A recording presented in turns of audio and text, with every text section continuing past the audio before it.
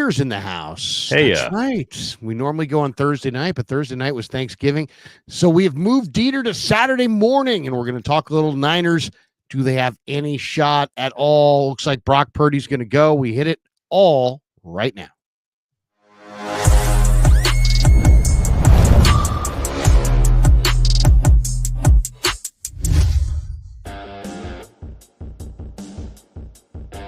All right, welcome to the Kreug Show. Bright and early on a Saturday morning, 8:39 on the West Coast, 11:39 back east. Welcome to the Kreug Show, brought to you by Pick It Up Pickle, the best barbecue in all of Northern California. Check them out. They're in Emeryville. They're in Corte Madera. They're open 7 days a week from 11 a.m. till 8 p.m. or until they run out. Go say hi to Damon and Mary. Get some brisket chili. Tell them that Kreug sent you. We're also brought to you by Sharp Corner Sports Cards and Collectibles. They're at 205 Cypress Avenue in Pacific Grove, California, along the Monterey Peninsula.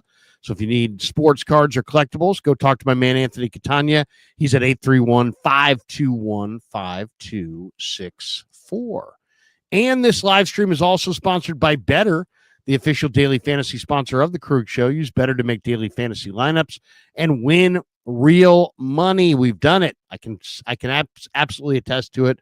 Download the app below. Make sure you use the promo code Niners, and you'll get your first deposit matched up to $200. Everyone who does is automatically entered in to win a free signed Fred Warner jersey.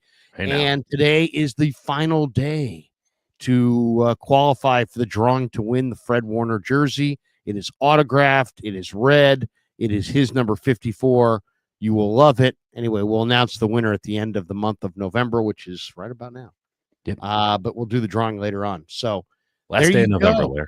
Last day of November. Where did it go? Welcome to December. Welcome to December is just around the corner. Larry's rave. My goodness.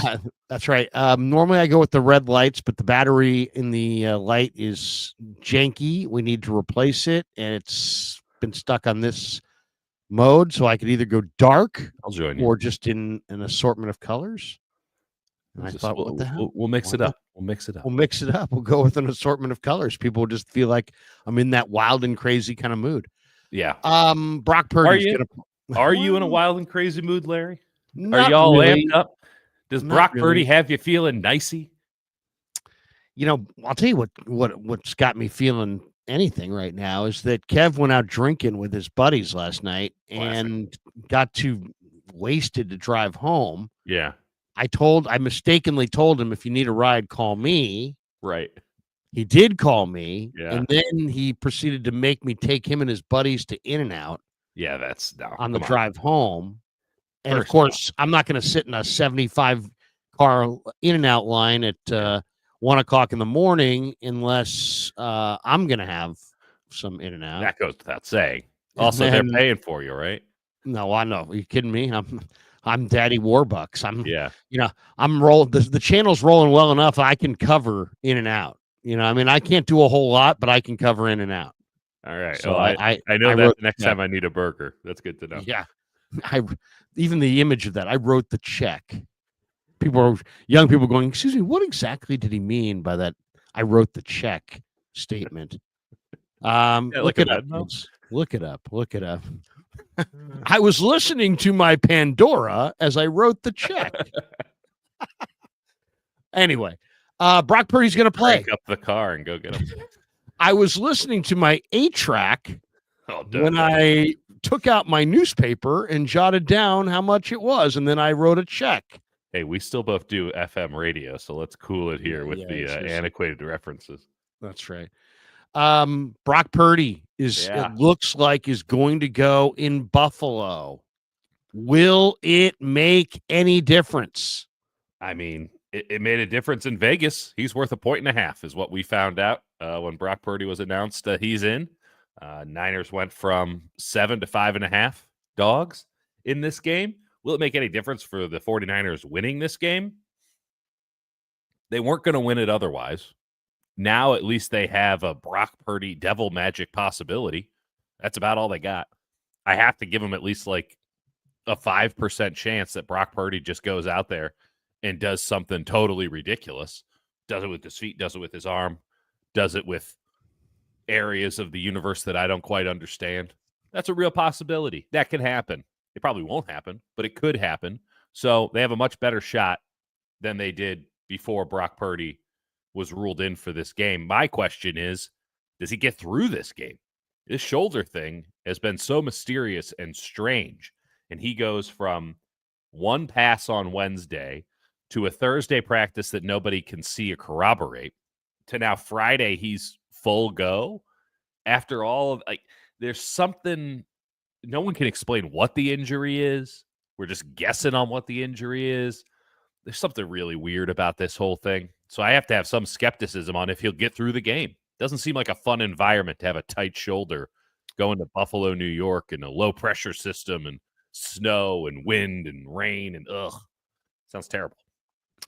How about you take some load off of Brock and just kind of pretend that he's, instead of being a established starter, pretend like he's the young rookie that took over and just don't lean on him so much and run the hell out of the football. That would be my game plan. I mean, the one thing about Buffalo, and there doesn't seem to be too many cracks in this armor. Have you noticed that? I don't know how much deep dive you've done on the Bills, but the Bills are playing well. They're solid. They're really solid, and their offense is awesome. The quarterback's the MVP of the league. They've won 6 in a row. Yep. They've won 5. The last 5, they've scored 30-plus points. Mm-hmm. They're coming off their bye week. They're rested and ready and primed for liftoff. They badly want to win a Super Bowl. They've never won one. Right. I think you and I agree that we look at Josh Allen as a guy who is a Super Bowl winning quarterback. Well, that's great, but he hasn't won one yet. And one of these years, he's going to get one. I'm absolutely convinced that Josh Allen is not going to finish his career with no Super Bowls. So this is the year he's playing like an MVP. It looks like this could be their year. But what I was going to say is the one glitch that I can see is their defense allows 4.9 rushing yards per attempt. That's third worst in the NFL. They haven't been awful against the run. They've allowed 119.4 rushing yards per game, middle of the pack, but they haven't faced a lot of rushing attempts because of their offense.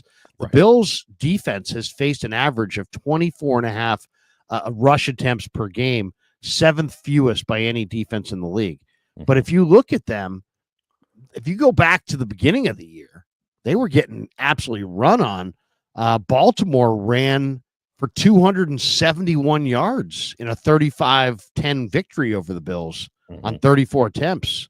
So, I mean, that's Baltimore, and Baltimore's got a great rushing attack in Lamar, and that was early in the year. They've improved since.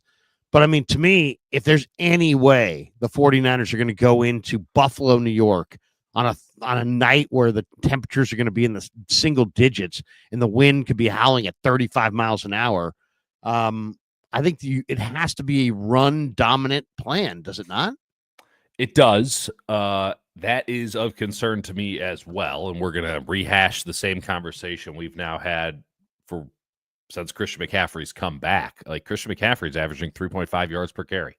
I don't see the juice. I don't see the blocking, to be sure, and now you are down your left tackle, your left guard, your center's been bad, your right guard has shown some serious cracks. And frankly, your second best offensive lineman outside of Trent Williams this year might be your right tackle. And we all agree the right tackle's not very good.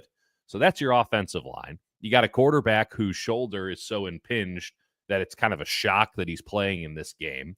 You're down your number 1 wide receiver. Your number 2 wide receiver can't separate worth the damn. And now they can't even run the ball with him anymore, which was supposed to be his trump card. You do have a great 3rd down wide receiver, but he now needs to be a 1 through 3 down wide receiver. You got a rookie wide receiver who has a lot of talent, but doesn't know what the hell he's doing out there yet because he had no training camp, not because just a shoulder injury, but because he got shot. And then they rushed him back because of Ayuk's injury.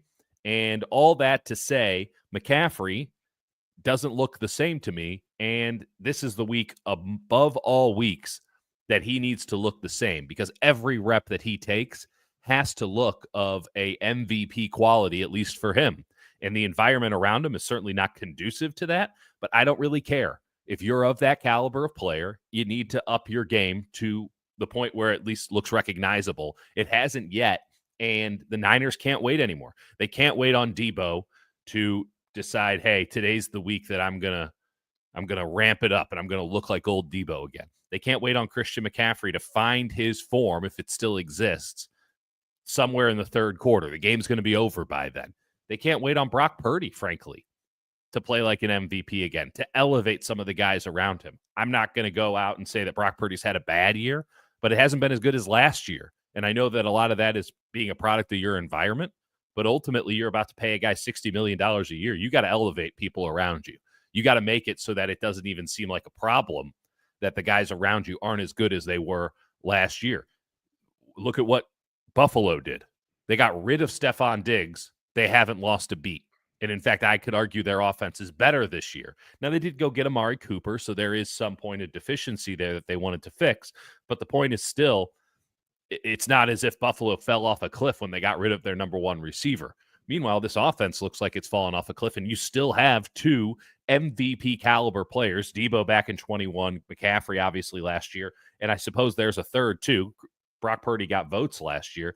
The offense has to put 30 on the board. We haven't seen them do that in a long time. They've done it 4 times this season. They haven't done it since McCaffrey's come back.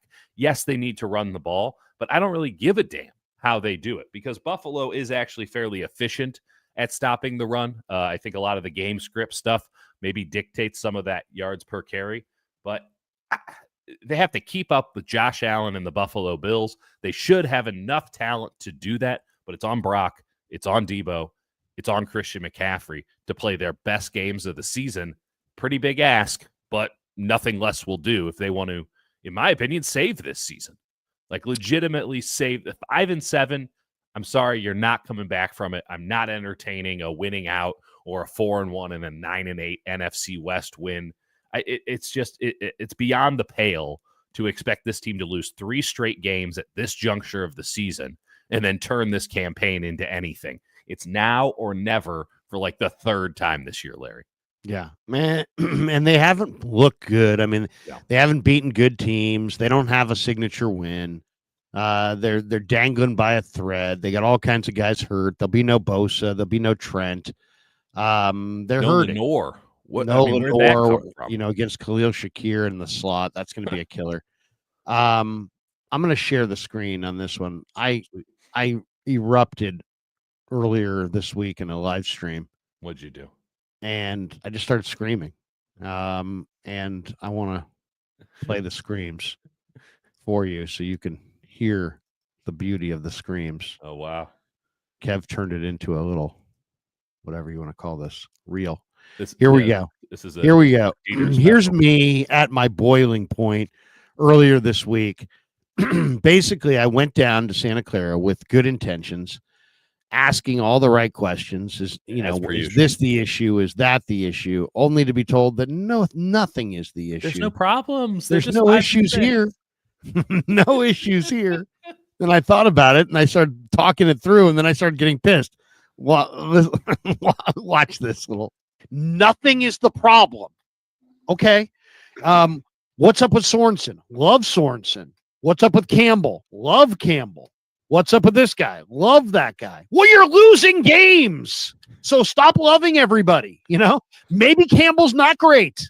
Maybe Sorensen's not great.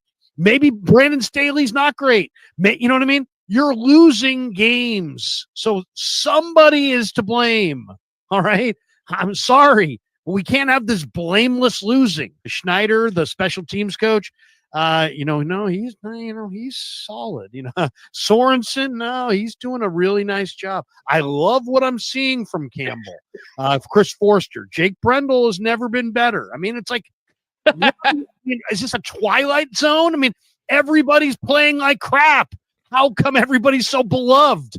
Nothing. That's a great bit. I'm love laughing at myself now, but I mean, it's just so ridiculous. It is ridiculous. You're 5-6. You can't win 2 straight to save your life. You got problem spots all over your goddamn roster. And yet when you go through the questions, it's like, what are you going to do what do you need to do different on special teams? Nothing. We're doing what we need to be doing. Well, you're not getting it done. What do you need to do on this offensive line? You got a bunch of backups that you drafted and this and that. What do you get? Nothing. We're staying with what we got. Brendel's 7 times better than every other backup we have. Okay, but he's the 40th ranked center in the league. I know. I mean, honestly, this is. I mentioned this to you when you came on KMBR with me this week. Like, they're gaslighting us, Larry. I understand. And by the way, love Campbell. Are you kidding me, Campbell? I think some of his best games have been the last few games. Yeah. Well, he's gone what? from complete. He's gone from dog diarrhea to just simply dog shit. That's an incredible upgrade there. He's still a gaping hole in your defense. I mentioned this to you. They're gaslighting us, and it's little things like, and we love what we're seeing from Devondre Campbell. We love what we're seeing from Brendel. Oh no, they're doing a great job. It's stuff Staley like, has made a significant addition to this outfit.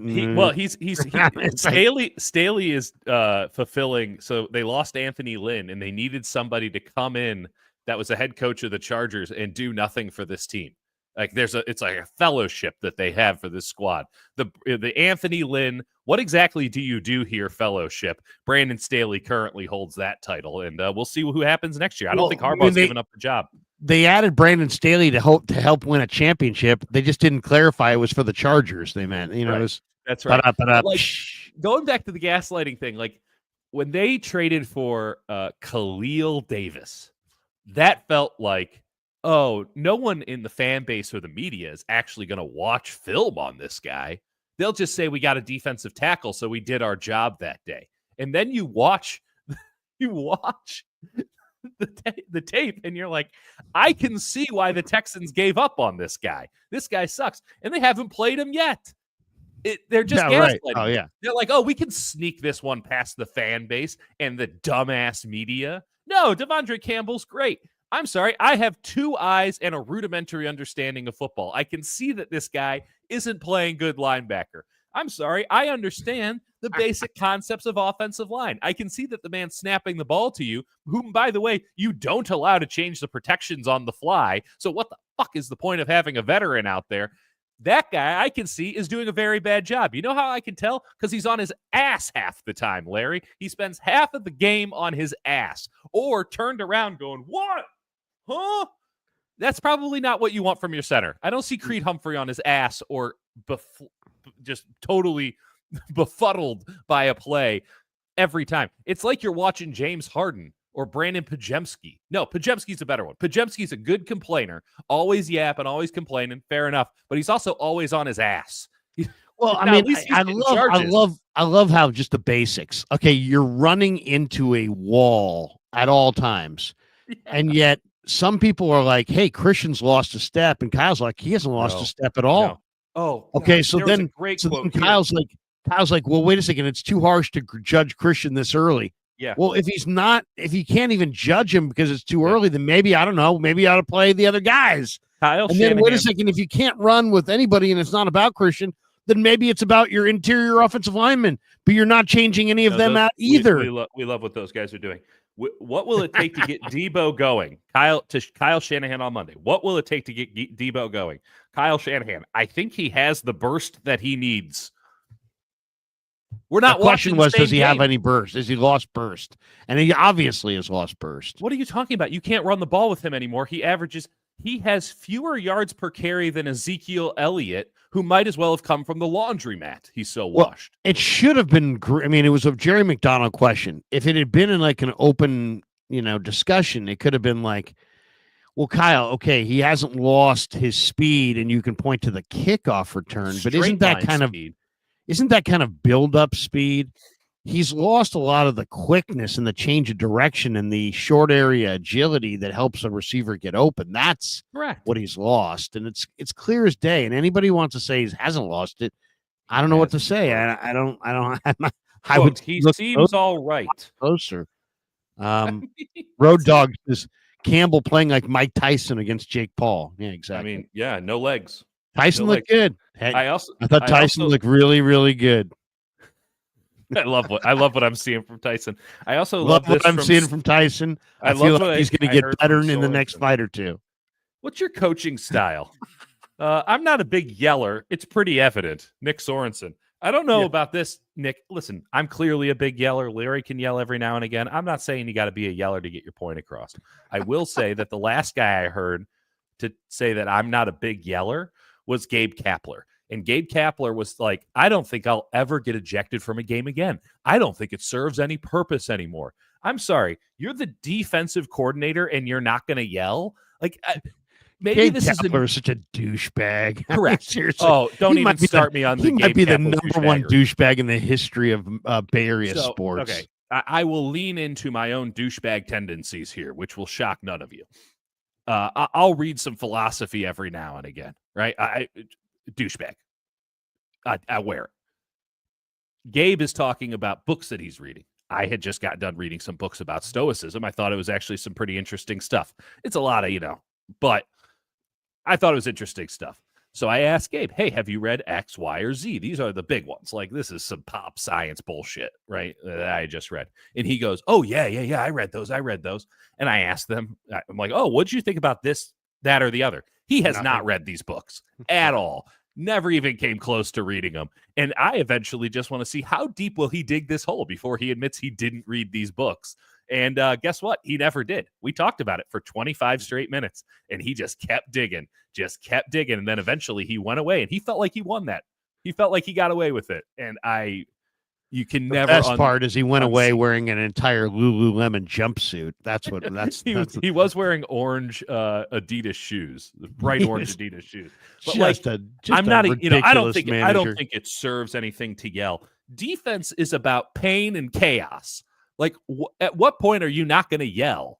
You think Fred Warner tries to get the team ready to play a football game by going, okay, guys, let's all stick to our basics and understand our coverages and responsibilities, and let's go show them the best football game we've ever seen? Or does Fred Warner, Mormon, start yelling every F-bomb and words that I've never heard before at the top of his lungs to try to, amp up his football team to go kill people? Maybe yell a little bit. Just a thought. By the way, my man Raj at RSF 49ers on his X asked this question: which injury? He's got a little graphic up. Which injury is the worst for the Niners? Bosa, Purdy, Ayuk, or Trent? I don't think it's any doubt it's Ayuk. Because Ayuk may never be the same. Oh, if we're talking macro, then it's Ayuk. Ayuk's the most serious injury. It's Ayuk. And only that, right financially, you're most screwed because of Ayuk. Well, you might actually be most screwed with McCaffrey if he doesn't. But he's not on the list. It's Trent, Ayuk, Purdy, and Bosa. Yeah, Bosa out will of be those fine. Four. I trust that Bosa will be fine. Maybe that's foolhardy. Not this year, possibly, or maybe. No. Like now, the biggest issue is Bosa because you have no pass rush. You're just counting on Leonard Floyd to maybe get there after 10 or so seconds. That's not a pass rush. Also, you're losing a lot in run defense because now you can actually double team guys on the interior. And guess what? That's not going great. That's all Green Bay did. They just double teamed the interior. And those guys who didn't stand a chance one-on-one were just getting washed to sea every play. And then you had one-on-ones with linebackers. And at a certain point, Green Bay just decided we're actually cool with one-on-ones with Fred Warner because he's probably going to miss the tackle because he's playing with a broken bone in his ankle. So, they were like, let's do Campbell. And then they're like, let's not even bother. Like, that's hard. Maybe we just just leave the mic open. We'll still get 8 yards a clip. So Bosa, as of right now, Ayuk's of concern. Like, there's no telling when Ayuk is coming back. Right? Normally by now we would have heard like, oh, he'll be back for week 1. This kind of BS optimism. We haven't heard that yet because it was both MCL and ACL. I'd like to think that given advances in modern technology that he'll come back and look the same. We've certainly seen wide receivers come back from an injury like that, but the compound nature of it and the lack of optimism being expressed by Ayuk's camp, which had no problem talking for months and months and months, and now the 49ers is a bit of a concern. But I think we should ask specifically about this in the coming weeks because that's about all we'll have to worry about with this team. Coach Yak has an interesting interesting thing on his Twitter about Brock Purdy. Let me see if I can find it for you. Brock Purdy talking about playing without the left side of his offensive line in this game. Let's play this one so you can hear this. This is pretty interesting from yesterday. Brock in the podium talking, and this is via Coach Yak's Twitter, but Brock talking a little bit about the fact that it's going to be Ben Barch at left guard for Aaron Banks, and it's going to be Jalen Moore at left tackle. Here's Brock yesterday about that. Go play a team as daunting as Buffalo without the left side of your starting offensive line. How do you process that? Yeah, I mean, obviously you'd love to have your guys that are starting play, but I mean, that's the NFL, and I have all the trust in the world in the guys that, we have behind our starters. And so Jalen Moore, I think, has done a great job coming in, and then Ben Barch, we know he's had history of playing as a starter in the NFL. So, that's part of the game. Guys get banged up, guys get thrown in. But with the unit that we've had, I think we've had guys that have a lot of reps, and trusting them for sure. So just got to go out and compete and get it done. There you go. That's how he processes that. How do you process the fact that you're not going to be blocked? You're not going to have blocking in front of you. Well, I'm afraid, and I'm fearful. I'm fearful for my children. Have but you I don't seen have my any pants? They are soiled. Buffalo has not allowed, or has allowed the fewest sacks of Josh Allen of any quarterback in the league. Yeah. Kansas City has the best interior trio, maybe in football. Mm-hmm. The Lions, maybe left to right, have the best 5-man line in the game. Mm-hmm. The Ravens, control the line of scrimmage with big people. Philly, has been dominant in the second half. I saw them against Washington a couple weeks ago, and they just lined up really Mekhi impressive. Becton and they're Mailata, and they come at you, and they've got Saquon Barkley. They're fantastic. Is this the mistake from the Shanahan Lynch regime that they just didn't and continue to not really put? It's almost like they're living in the 80s with Bob McKittrick. The Niners forever. The Niners won rings, lots of rings, 4 rings in the 80s, 5 in the 80s and 90s with Bob McKittrick.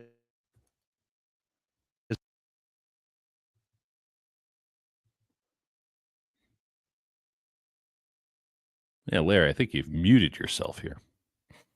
Should be disadvantageous. Yeah, Larry, you're muted. I'm not going to expand on your Bob McKittrick take. I will say this, as Larry figures out whatever the microphone thing is. I think it's dropped out. Kev, can you still hear me okay? Yeah, you're good. It's wonderful. Okay, so now I've hijacked it. I'm the captain now. Here we go. The Niners have openly admitted to this. Kyle is all about Chris Foerster, the offensive line coach and run game coordinator. His idea is that basically Foerster is Dante Scarnecchia, the former Patriots offensive line coach. Give him a pile of crap, he'll turn it into roses. That's the idea. That if you give him a requisite level of player, which is low, he can get them to a competitive, passable level, and that the scheme will take care of the rest. This is a fundamental flaw. It's one that I've pointed out for years. Now you are wholly dependent on the scheme, and schemes can get figured out. And we're seeing this with the 49ers on third down pass protection. We're seeing this in the run game, I'd argue, this year. When you only have requisite players and the scheme has to elevate, now you don't have the ability to mix schemes. And one of the beauties of a Pooney is that you can actually pull them every now and again. You can't do that with Banks anymore. You really can't do that with your center in Brendel. And so you don't have the versatility up front that this team actually did have back in the day. And with Mike McDaniel, they tried to mix up scheme in that 2019 season, and it worked actually very well.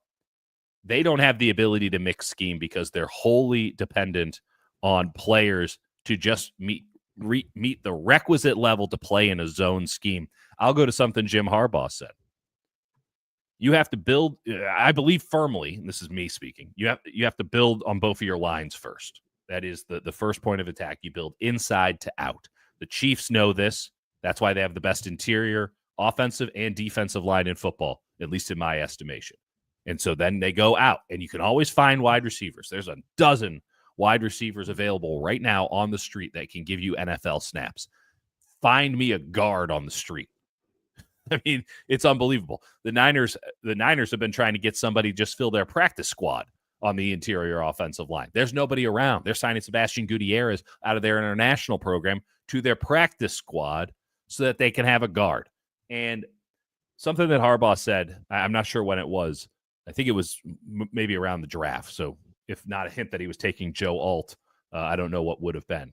But the offensive line is the only unit on the field that doesn't need anybody else to play well, but can make everybody else play well, right? You have a good offensive line, you're going to have the ability to pass the football even with a crappy quarterback or crappy wide receivers. You're going to have the ability to run the ball even with crappy running backs. Your defense is going to be more rested because you can run the ball and you can get long sustained drives. And those guys aren't going to have to run out there after 3 plays after they just had a long drive because your offensive line couldn't hold up and it was a sack and 2 runs. Offensive line is so critical for success, and I understand that you can't spread out the money everywhere, but the 49ers have fundamentally decided that they want to build from the outside in, right? They gave big money to McCaffrey. He's way back there. To Debo. To Ayuk. Kittle has to serve as a tackle, but he's also a skill position player. You think about where they spent their money, on defense. Yeah, they've thrown money at the defensive line, but has it elevated it? They don't draft. They don't prioritize there. But they do throw money at Charvarius Ward. They just gave a bunch to Diamador Lenore. It is safety, I consider, an inside position. They haven't put any money there. They're going with young guys. It's working well right now, and they might have won there. But ultimately, I like teams that have a strong spine. And the 49ers right now, when you look at their offensive line in particular, it's a joke. And the idea that scheme will save them is laughable because teams know that you can overload blitz on 3rd down and that they have to throw hot, which is almost always short of the sticks because they don't trust their center to shift protections because they don't have a lot of protections to shift to. They don't have a lot of stuff that they can do. And in the run game, everyone knows the stretch is coming. And yes, that takes something off of your guards in that system with the stretch. But how about some powers? How about some traps? How about some gap blocking stuff to mix it up so that you can't run the same fronts again and again and again, these odd man fronts consistently that force these teams to run inside instead of being able to get to the outside on the stretch and allow linebackers to clean up. If you have a competent linebacker, you can have a field day against the 49ers. Here's the clip. Here it is. This is Harbaugh that you're talking about. The It's a great quote. Is important. If I ask you the question of what position group depends on no other position group to be good, but every other position group depends on them to be good, what position group is that? Offensive line. They're not relying on any other position group to be good. They go out, but yet every other position group relies on the offensive line to be good. And then the D line, they'll be the ones that argue back. We don't need the offensive line to be good. Do you? Do you like when the offense has a 12-play drive and the field position? Yeah, okay, you're right. It's like, so yeah, that building that kind of offensive line, that's exciting. Can't wait to do that. April 2nd, let's get it started. Let's go. So do you feel ready to roll? What a dude. I mean, this guy brought a Boise State defensive tackle and made him the fullback because that's kind of what he does. Yeah. But somebody retweeted that and was like, somebody show this to Kyle Shanahan. Yeah. All right, Yeah. let's take a time out. This live stream is sponsored by Better, the official daily fantasy sponsor of the Kreug Show. Use Better to make daily fantasy lineups and win real money. Download the app below. Make sure you use the promo code Niners to get your first deposit matched for $200. Everyone who does automatically is entered into a drawing to win the Fred Warner autographed jersey. All right. Let's go to our better lineup and take a look at Niners Bills. Josh Allen rushing yards. Josh Allen. Let's take a look. He's got 9 projections here. I prefer carries. If we can get it. I don't think he's got carries. Rushing yards, 30.5 rushing yards. Over. More. Okay. Let's go more than that for Josh Allen on rushing yards. Khalil Shakir receptions. Yeah, let's go to Khalil Shakir. Yeah, I like him over. Well, I like him. I like him on the yards. Well, let's do it. Well, the targets. Yeah, maybe the targets. No. I think you're right. Also, I love a good longest, but that's a high number. I like the 54.5. That sounds good. Yeah, let's go 55 yards for Khalil Shakir. Shakir's been really, really good. The stat, for those who don't know the stat, is that Shakir has been really good. Here it is. Since week 7, Khalil Shakir ranks 4th among all wide receivers in receptions per game. He's getting 7.2 reception per game. He's notched at least 6 receptions in every game he's played over that stretch. The Niners defense allows the 4th most yards per reception to the slot and will not have their slot corner. Who's going to play slot? Are they going to slide Green inside and let Yadam or Rock Yassin play outside? I don't know. That's a good question. I would say probably Yadam. Yadam will play outside. All right, let's see. Debo is saying, don't give it up. Don't give up the hope. So let's see. Maybe Debo has a big day. 6.5 rushing yards, 41.5 receiving yards, 19.5 longest catch. I'll take the under on longest catch. You like that under? Yeah, I do too. He ain't got the juice. He doesn't get the juice. Let's go less than 19.5. Yeah. You want another one? And do we want one more? Let's see. What about Pearsall targets? They don't have Pearsall. Oh yeah, they're there. Longest catch, 12.5 yards. Receiving yards, 18.5. I kind of like the buy low on Pearsall more than 18.5 receiving yards. All right, let's go there. More than 18.5 receiving yards. The market has spoken. I have spoken too. We've done it. Josh Allen more than 30.5 rushing yards. Khalil Shakir needs 55 receiving yards. Debo needs a catch that is he can't have a catch that's 20 yards or more. Pearsall needs 19 receiving yards on the day, which is that's a little bit of a projection for him, but who knows? There we go. Let's see. 5-1. Get it in one catch, Larry. What are we for $20 to win 100? We'll take that. I love it. Once again, 10 to win 100. That's 10x, Larry. Oh yeah, 10 to win 100. Look at us. Nice. I like that. $10. Download the app. Make sure you use the promo code Niners to get that first deposit matched up to $200. Everyone who does is automatically entered to win a free signed Fred Warner jersey. We'll announce the winner, I believe, as soon as tomorrow. We will do that later on today. Okay, couple things I want to get to. One, let's talk a little bit about the matchup for a second here. Niners in Buffalo. The weather's going to be a factor. Niners have not lost 3 games in a row all year. Right. But they're on the verge of doing exactly that. The Bills can clinch the AFC East with a win. They've won all 5 home games this season. They've scored 30-plus points in each game. Mm-hmm. The Niners are obviously still banged up. There'll be no Bosa. There'll be no Trent. There'll be no Demo. They're flying across country after flying back from Green Bay last week. This is a huge challenge for travel. Josh Allen is a Niner fan, grew up in Firebaugh, California, and he's the MVP of the league, I think, right now, if the season ended. Fair. And, he's going up against a Niner defense that's forced only 1 turnover in the past 3 games, and that's really it. They're tied for 20th in points allowed per game, 23.6. The Niners have been playing really sloppy football. They had 18 penalties in their past 2 games, both of them defeats. Yeah. That's tied for their most penalties in a 2-game span over the last 5 years. So that's not good. But other than Niners, that, things are going well. Yeah, I mean, the Niners, you would think, would like to throw it to McCaffrey, but no team has allowed a lower percentage of targets to opposing running backs than the Bills. They've allowed only 25%. And then James Cook's been hot, and they've got a great offensive line, and the weather should mean a lot of Cook. He's been good in the last month. So the Niners are underdogs for the second straight game after being favored in 36 straight regular season games. Yep. What are we going to see in this game, Dieter? What's this game going to look like? Pain. We're going to see pain. I don't. Here's what I want to see.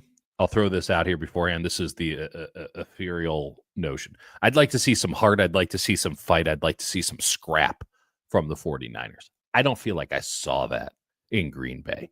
I feel like, I'm not saying the Niners rolled over, but they certainly simmed to the end of the game against Green Bay. And I'd like to see a punch thrown, just a thought. Like, let's see this team understand the severity of the moment and play with some desperation and play with some fire and maybe make this thing more interesting than it has any right to be. That's what I would like to see. What I expect to see is pain.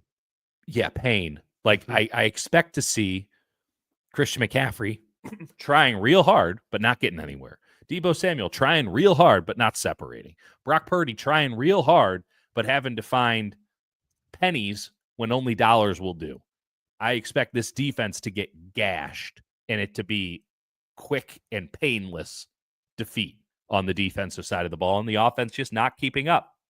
And while we're at it, they'll probably F up on special teams too. That's what I expect. I think 5.5 is a laughable number. I think that this game has all of the hallmarks of last week's game, except Buffalo's a little bit more buttoned up. Buffalo handles their business a little bit better. Green Bay's volatile and explosive. That can go either direction. And frankly, Jordan Love wanted to hand the 49ers opportunities to make that game interesting. The Niners just kept sending it back to the kitchen. As much as people want to say that Josh Allen is turnover prone, show me on the tape this year where that's the case. He doesn't look it at all. He looks fully in control of what he has going on. Now, there will always be some volatility because the ball's flying 60 yards down the field. But in the idea that he's loosey-goosey with this thing is laughable to me right now. Well, he didn't throw an interception in his first 7 games, and he's got 5 now in his past 4. Yeah. So he overall in his career, he's 43-27 when he commits a turnover. So it's not like a deal breaker, but he has had 5 interceptions in the past 4 games. That's factual. I don't see the same. I see a guy at quarterback right now who knows what he's looking at. And when I think about the Josh Allen interceptions of years past, they were because he got confused at what he was looking at. And that is the hallmark of what forced him to start running in this league. Like, he didn't have good accuracy when he came into the league, and he couldn't throw the ball to hit the broadside of a barn. He's throwing interceptions because he didn't know what he was looking at. Everything was way too fast. And at a certain point, the Buffalo Bills just decided, well, he can't throw it, so we should probably run it with him. And if he dies, he dies. But, like, at least we'll get something out of this 7th pick. If he dies, he dies. We're doing nothing but Rocky quotes today. And so they started running. Not get it next week, Rock. And suddenly things start to come together and the game slows down for him. They bring in Stephon Diggs, and now everything's really working because he's got the safety blanket, but he doesn't need the safety blanket anymore. He doesn't need that number 1 receiver who just throw him the ball, he'll find a way. He doesn't need it anymore, but Amari Cooper has been a huge upgrade for this team over what they had. I don't know if he's a full replacement for a prime Diggs, but he's solid, and certainly coming off a bye, he'll be more acquainted with the playbook. Shakir has been fantastic. You know, you mentioned how good Cook has been. Ray Davis has been really good too, just behind him, the second running back out of Kentucky. He's been really good. I kind of like Ty Johnson a little bit as well. Their offensive line is I heard Tim Ryan on KMBR this week saying that he doesn't like their offensive line, and I understand that there are some concerns with, like, Osiris Torrance. Like, I get it. It's a very high pick, by the way. I get it. Second round, 2023. But, like, I think that this offensive line is actually pretty sick, and they're mean, and they're a good run blocking team. And when you have And they've Allen, allowed the fewest sacks of any team. a lot of that is Allen, right? But like, I think that we would be remiss to dismiss this offensive line as simply a byproduct of Allen. So I just Keon Coleman has over the top ability that the Niners haven't really been able to reckon with. If you have Yadam on the outside, I fear for what happens if Coleman can play. You still have Curtis Samuel. Matt Collins is a really good blocker, and he's been a good receiver this year. I'm now just listing players on the Buffalo Bills that I like. The problem is I like a lot of them. And in this game, I think that they show up. And if they show up, that means that 30's on the board, and Matt Milano's back on defense, and they're sound on defense. They're always schemed up right. They'll have the odd man front attacking the 49ers outside zone. And I don't see a second gear for this Niners team, and they need to get into multiple gears above the one that they're in order to beat Buffalo. Buffalo might be the best team in the NFL at home in weather that they're conditioned to, and you're not. You're all banged up and injured. They're coming off the bye. Everything here screams blowout to me, if I'm being honest. Yeah, I mean, the Bills, in my opinion, are the Super Bowl team in the AFC right now. I mean, they look really, really good. I think the Niners are going to lose this game just because of individual losses. I mean, players win or lose, and the Bills are going to win. I mean, right. Josh Allen, great arm. He's playing incredible ball. He can scramble. He can execute. He's got a good line protecting him. He's got good weapons. He's got a run game. They added Ray Davis. I mean, come on. Josh Allen is gonna play great. Then you got James Cook, and James Cook is another dual threat guy. He can catch the ball out of the backfield. They'll utilize him in the screen game. Mm-hmm. And the Niners just don't defend the screen all that well. Then there's Khalil Shakir, who's quick and fast and versatile, and there's no Demo. So this guy's going to roast the Niners out of the slot. Yeah. Then there's Von Miller. And Von Miller, they're trying to rev him up. They basically just said, you know what? We don't care, Von, what you give us in September or October or November. We want you for December and January. So they've limited him. He's played a very limited role. He's got 4 sacks on the year, but if you watch him, looks very similar to the Von Miller from a few years ago, and I think he could be their X factor. And then Gregory Rousseau is 6'6", 270. He's going to beat, McKivitz or Jalen Moore pretty routinely.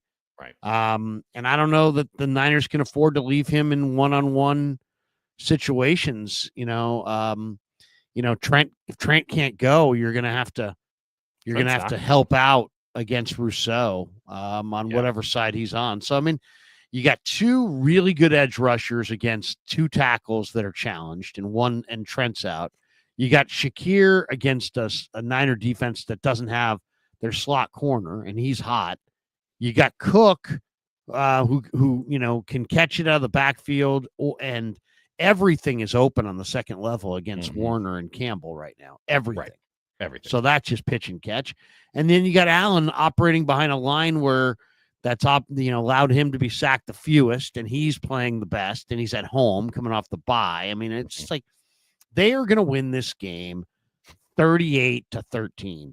Yeah. I mean, it's now Brock Purdy is the equalizer. Brock Purdy could play very well. He will be rested.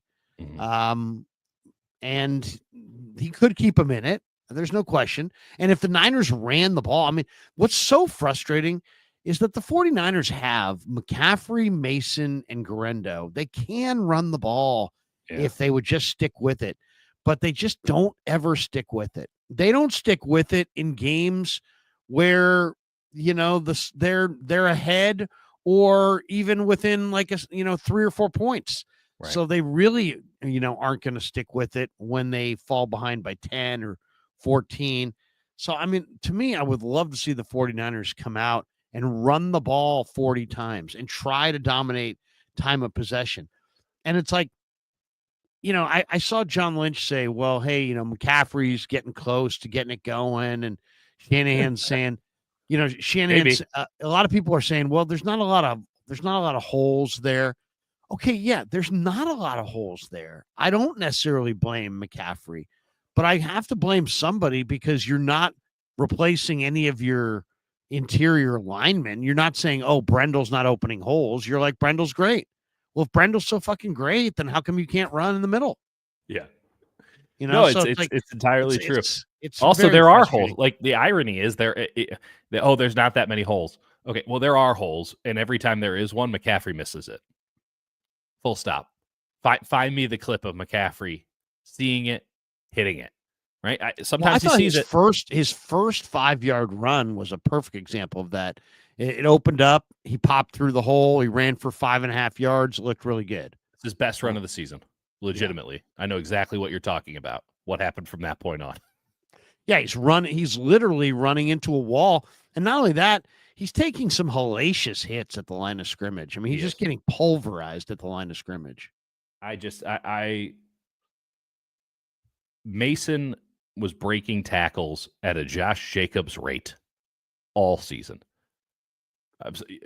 Sorry, not Jacobs. Like Mason made this run game viable. It covered up the deficiencies of the offensive line.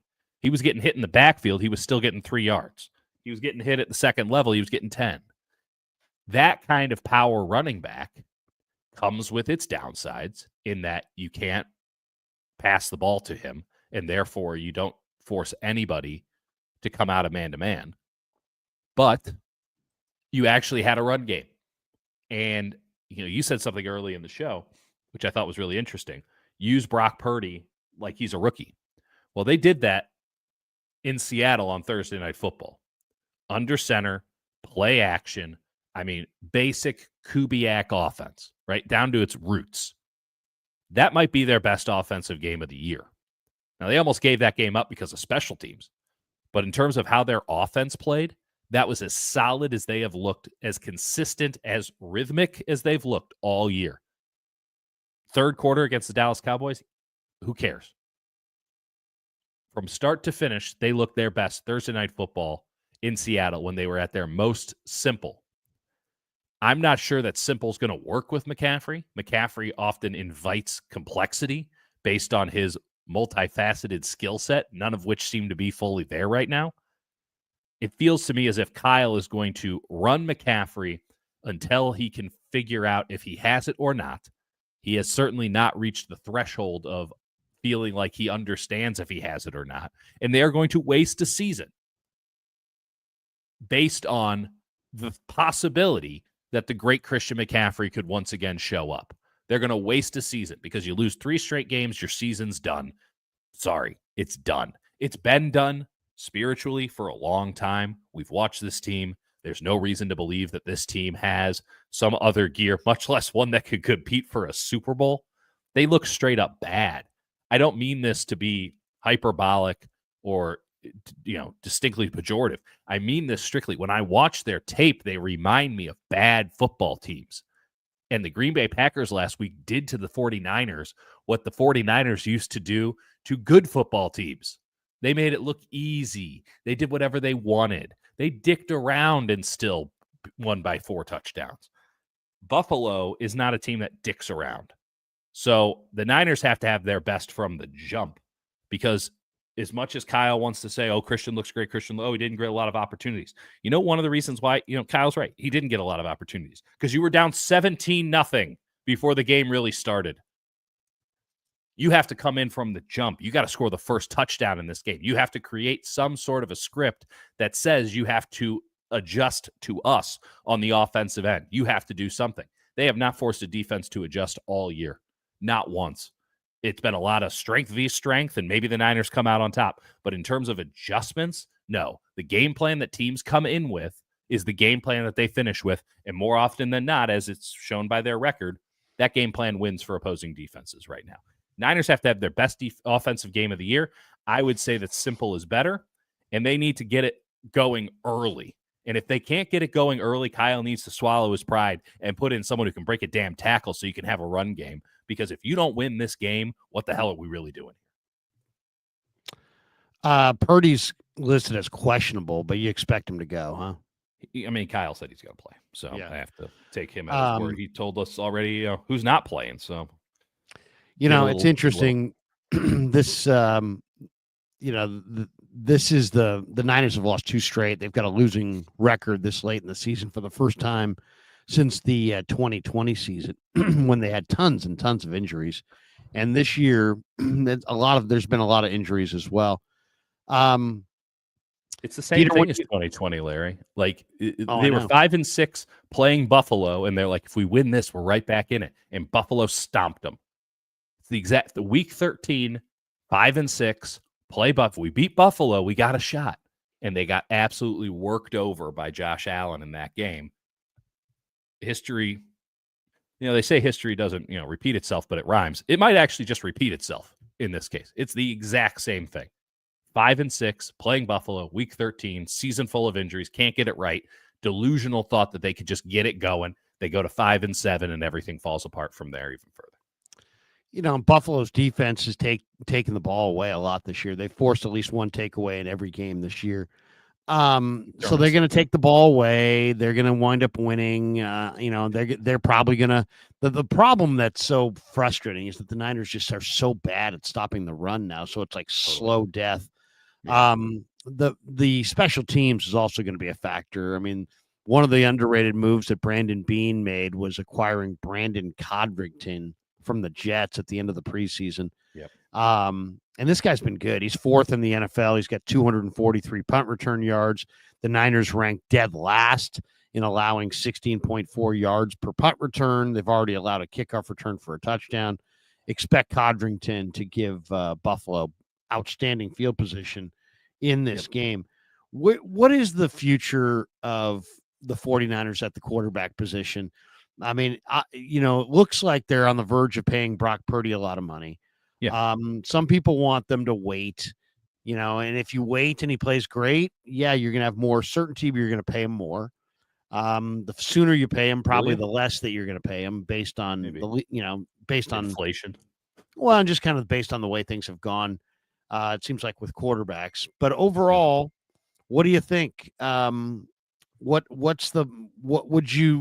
do you think the Niner quarterback room is going to look like or should look like next year? I have my plan already formulated for next year. And I'm saving money at quarterback behind Brock Purdy. I'm kissing off Dobbs. I'm kissing off Allen. And I'm going into the draft for Riley Leonard or Haynes King. And I'm bringing those guys back with who are pretty athletic and with Tanner Mordecai. And I'm going Brock and those 3 guys. That's what I'm going with. I'm going with Tanner Mordecai. I'm going with Haynes King from Georgia Tech, and I'm going with Riley Leonard from Notre Dame. And I'm just going to try to, maybe start to develop quarterbacks a little bit, see if I can develop 1 or 2 of these guys into something that I could trade. That's my plan at quarterback. Not go with the veterans, go with the kids, and then see if I can unearth a decent prospect and trade him in a year. I get that. I think that I'd go the same way. They're going to pay Brock. I would personally wait. I think that they have already decided to price him at the top of the market. So oh no, we might lose another $5 million, $10 million total if we wait and he plays great. At least you'll have certainty.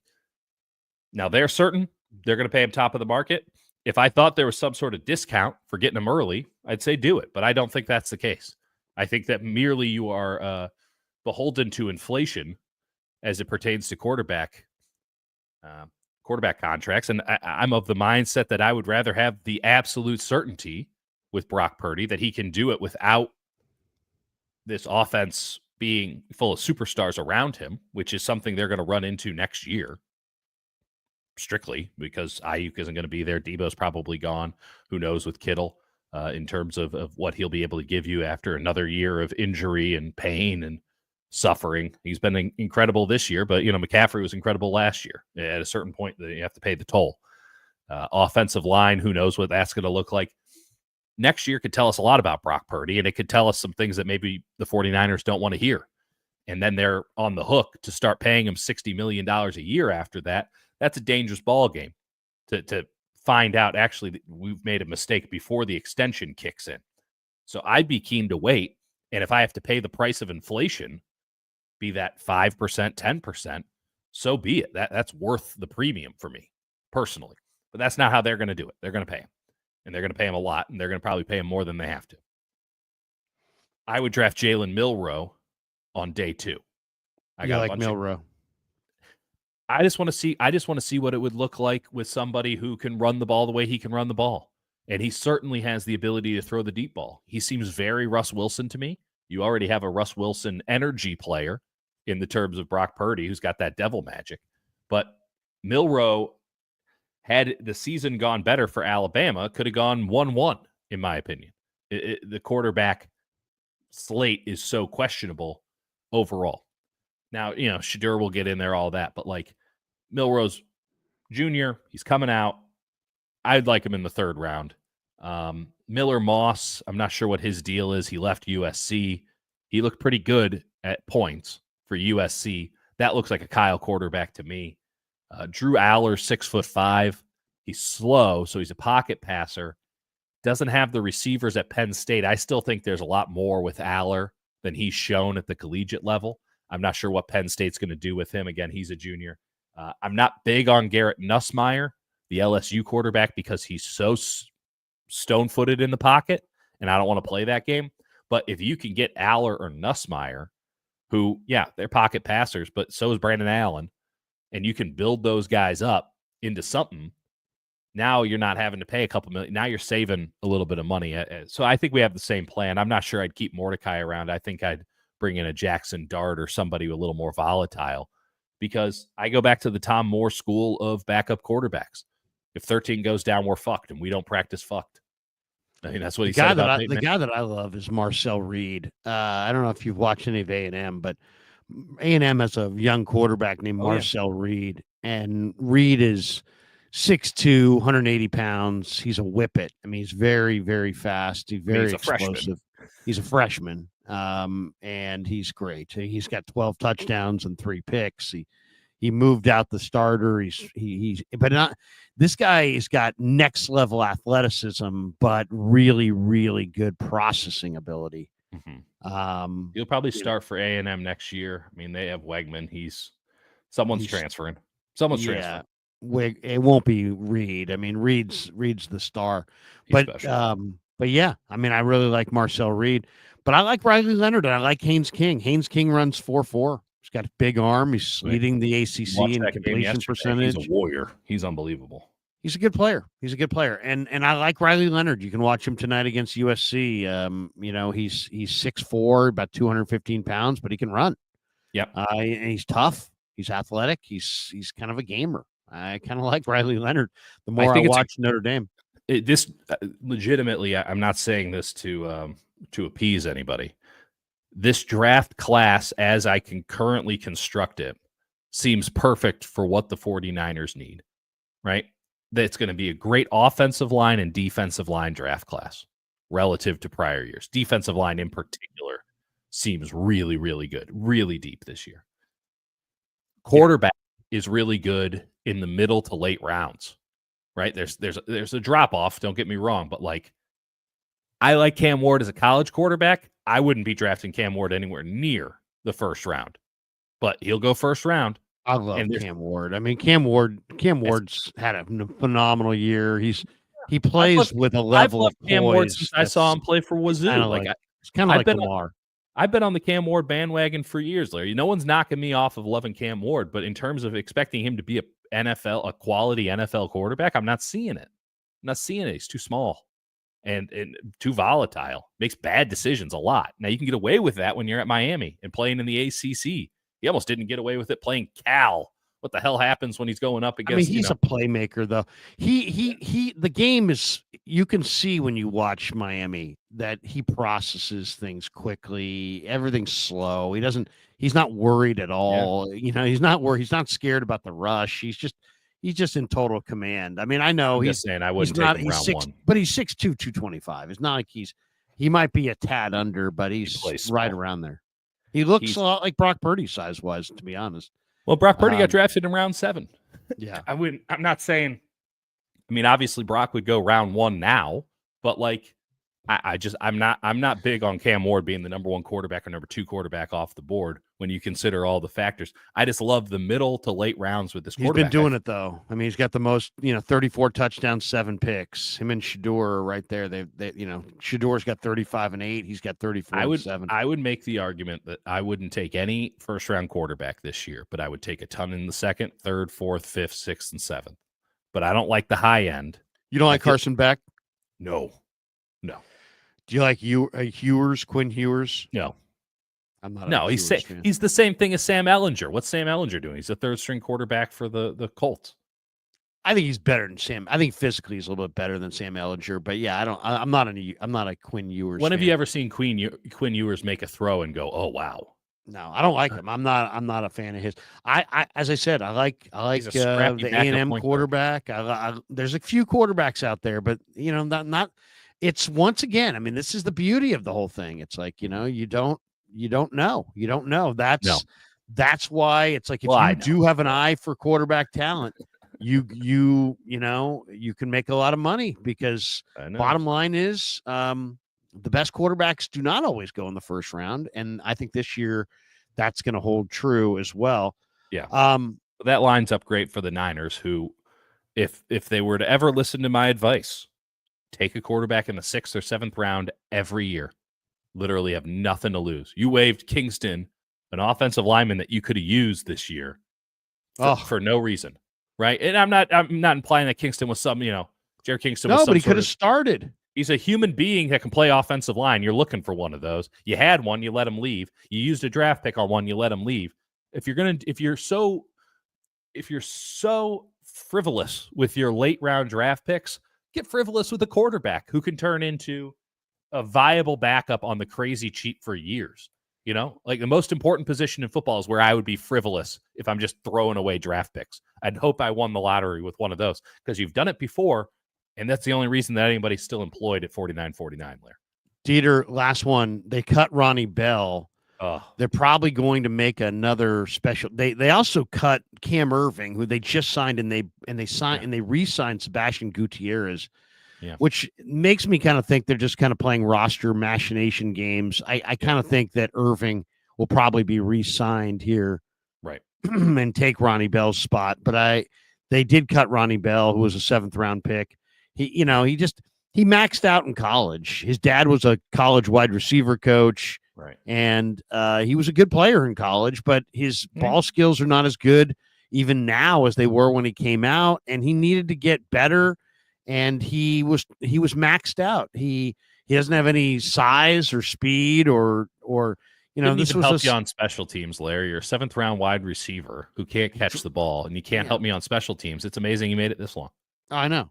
I mean, it's just, and once again, I mean, you had Terrace Marshall, who played yesterday for the Raiders. He's bigger, he's faster, he's younger, he's more experienced, and you cut him loose. Does he know the game? Does he know the playbook? This is Kyle's thing. Does he know the playbook? Oh, how about it? Can he execute the playbook? That's run the route tree. I mean, come on, most of these guys run a 9 route, run a this. I mean, I can't imagine it's that intricate. I mean, we've seen other receivers step in. It is and it isn't. I mean, if you actually want to see how intricate it is, watch the Packers wide receivers blocking for Josh Jacobs last week. That's how intricate it should be. That's not what it looks like for the 49ers right now. It doesn't matter if Ronnie Bell, who they liked as at least got in position to block, he just got ran over a bunch. It was a heartwarming story of a man with no hands making it to the NFL, and here we are. Ultimately, all great stories have to come to an end. He played only 9 games. He caught 2 passes for 22 yards. Did not record a touchdown with the Niners this year. Yeah. Well, we'll all remember. We'll all remember him though. Yeah. He doesn't separate. And once his hands up anywhere. Once his hand, who? Do you think he gets picked up anywhere? No. That's telling. No, he won't, because they're wide receiver more than other positions is the complementary position. Everybody's got to do something. It's like they can't all do the same thing. So you got to have guys who do different things. So you got to find somebody who's got a lot of vertical speed and just needs somebody to catch the ball, and maybe they would have interest in Ronnie Bell, but there's bigger, stronger guys with better hands and, out there. So I doubt he'll get picked up. He'll be in camp with somebody next year for sure. And maybe Harbaugh. I would say Harbaugh would be a perfect example to pick him up. Why? Because they need receivers. They're really hurting. They're leaning on a lot of young receivers. He went to Michigan. He's very polished. He could probably step in and help them like right away. I'd say Ronnie Bell is a live angle to the Chargers. And then he might turn into something. Yeah, well, we'll see. I mean, I don't know if he's a fit there either, but he's, a better fit there than here. Here, they need to find somebody who can run, and he's the opposite of that. So it's not just wasn't going to work. Dieter, hope you had a great Thanksgiving. Thanks to everybody. I think we got a couple. We got one star chat here. Okay. Ham GT83. Any long-term concerns with Brock's throwing motion? Puts a lot of torque in his shoulder and elbow when inverting his forearm. Not an ideal motion. No, I don't. I really don't. I think there's. I don't know enough about it. That's an interesting thing. I'll ask somebody who does. I don't see a lot of. I see a very catchable ball and not a lot of arm snap or elbow snap or a lot of movement in his delivery. So I would say no. And Chaos Theory says, Larry, Texas A&M or Texas? Well, A&M. Yeah, it's in Kyle Field. I'll be watching that, and I'll be rooting for A&M. I don't know if I'm going to take A&M with the 5. I think I might need to tease that to 12 to feel really good, and I probably will. I think that's my route. I think that's my route for the day. What did I do today, wager wise? Let me see. This is what I have right now. I went Michigan plus 27. I don't know what's the score in that game. That's looking good. It's looking good. I've got Illinois minus 1.5. And they're up 14-10. And then I have SMU later against Cal minus 5.5. How dare you? I love Notre Dame tonight against USC minus the 7. I don't know how you feel about that. Do you have a vibe on Mizzou minus 3 against Arkansas? I'm going to take it. I won't feel good about it. It's going to be agony the whole time. You like Mizzou, though, to go to 9-3, huh? I always like Mizzou. Yeah. I'm hoping they're going to the Las Vegas Bowl, baby. I'll be there, 27th. I'm thinking about teasing A&M. They're plus 4.5. Yeah. So on the 7.5 point teaser, I mean, you can get a lot of points there. So I'm thinking about doing that. And then parlaying that with teasing UNLV down against Nevada. It's 17.5. So if I could get Vegas minus 10 against Nevada, I think I'm going to do that. Vegas is 9-2. Nevada's 3-9. They're 0-6 inside the Mountain West. Vegas has got this safety I love named Jalen Catalon, who just smokes people. Run that go offense, Barry Odom. Yeah, Vegas is pretty good. I think Vegas is pretty good. So I'm gonna do that. I'm gonna tease Vegas down, and I'm gonna tease A&M up, and we'll see. Dieter, good stuff. Have a great rest of your holiday weekend. When do you go next on the leader? Oh, I'll be on at some point next week. I honestly have not been able to get my head around anything. So at some point next week, you'll hear me. I presume, maybe. There you go. I'll talk to you next Thursday, Lair. I am 8 minutes away from 49er Forecast on KMBR. So if you're one of the 1,300 people watching here, join me over on KMBR, either 680 or 104.5. And I will talk more Niner football, Niners Bills coming up in 7 minutes. Dieter, good to see you. Thanks to everybody. Peace. Yeah, never met a man I've been